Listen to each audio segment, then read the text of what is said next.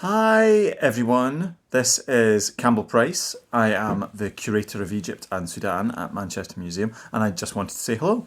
I have been working at the museum for almost 10 years. I started in 2011.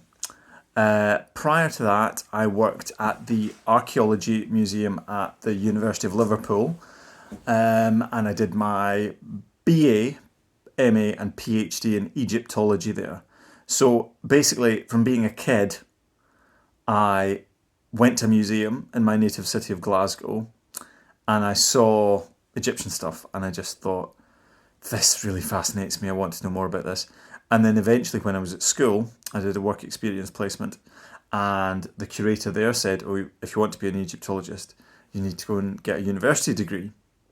Now, none of my family had been to university. So I was the first, I guess, and I had to go to England. Growing up in Glasgow and going to university in England at the start of the noughties was something quite unusual. But I loved it, and I've loved every aspect of Egyptology pretty much. I can read hieroglyphs. Really enjoy Egyptian art. And just enjoy enthusing about collections. And I think that's really what it's all about, is about sharing our passion, sharing our knowledge, sharing our experience, sharing our perspectives. And so really excited about Hello Future, really excited about the SAG Gallery, about our new special exhibition hall in the China Gallery. Really excited about Golden Mummies of Egypt, which if you've not heard of it, dang! This is the book to accompany it, on sale, not in all good bookshops quite yet, but certainly through the museum shop. Doing a temporary exhibition, touring exhibition that is now going around the world was a real learning curve. When I started at the museum 10 years ago, we were I inherited fairly far advanced plans for the Ancient Worlds galleries. So what I'm looking to do in 2021 is to really rethink those galleries. I think they could be improved in a number of ways, taking some innovative perspectives and thinking about how we, in my case, communicate the idea of ancient Egypt, which is a complete fabrication. But I just always wanted to be an Egyptologist, do a lot of Egyptology in my spare time. Working on another book, do a bit of telly. Got my Blue Peter badge from being on Blue Peter. Hooray! Mummifying an Orange live on children's television, where I said I uttered the immortal line, "Here is one I prepared earlier." Yeah, special. So yes, obviously, pandemic has made us all rethink our positions, our lives, our priorities. But yeah, I'm really looking forward to working with everyone. I think I've met a number of the collective before, but Nusrat asked us to say hello. So this is my hello. Drop me a line. I'm at EgyptMCR on social media, on Twitter and Instagram. I already have interacted with a few of you there.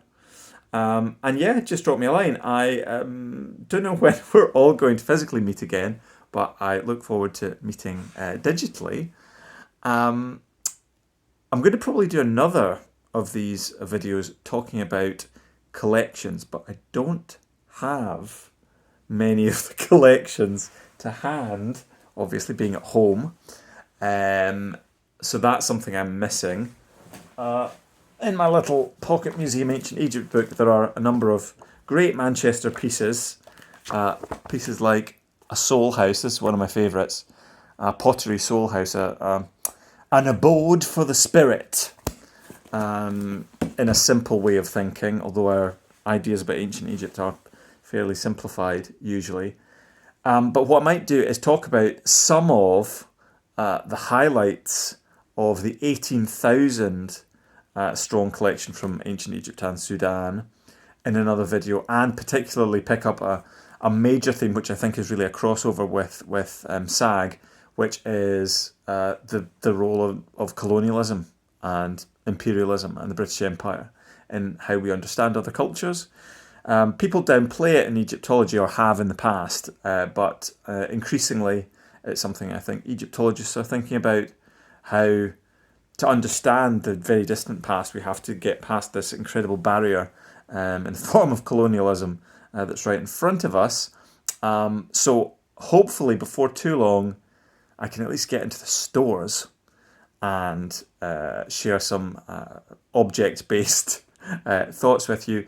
If you don't know it, I've done for the last few months Periscopes, little broadcasts on Twitter and the Twitter streaming platform Periscope. Every Thursday, 3 p.m, I've started them again. And in that, I answer questions from anyone, everyone, and I often talk about material from the museum. So give those a look if you want a sense of the kind of questions people ask. I'm really liking those because they tell you what people want to know when they come in a museum, and they're maybe not what we always expect. So I'll shut up now, but nice to see you, nice to meet you, and I look forward to working with you in the future.